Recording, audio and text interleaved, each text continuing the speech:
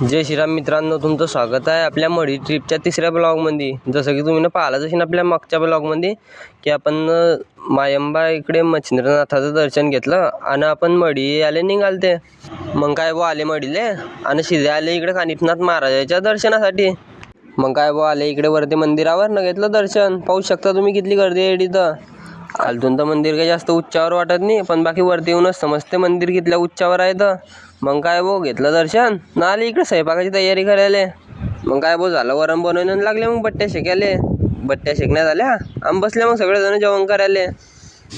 झालं वो जेवण ना आले डायरेक्ट शिदे पैठणले आल्यानं पाहिलं तर आपलं स्वागत तर डायरेक्ट ड्रोनच झालं। मग काय वो इकडे पोळे आले आणि पाहिलं तर इकडे बँड चालू होता। मग काय बँड चालू असला की आपल्याला काही विचारणं नाही पडत कोणाला, डायरेक्ट चाललं जायचं नाचायले। मग काय वो लावले 2-4 ठुमके आणि तडून निघाले डायरेक्ट एकनाथ महाराजाच्या मंदिराकडे। इकडे मंदिरात आले, दर्शन घेतलं आणि आले डबल गाडी जो आले ना पैठणवाल्याने लाईट बंद करून टाकली। वो ते म्हणत तुम्ही जा नको, नाही तर ना लाईट चालूच नाही करणार। म्हटलं तुम्ही करा की नको करा बुवा, मग चालले। मग काय वो गाडीत बसले आणि त्यानं केली लाईट चालू।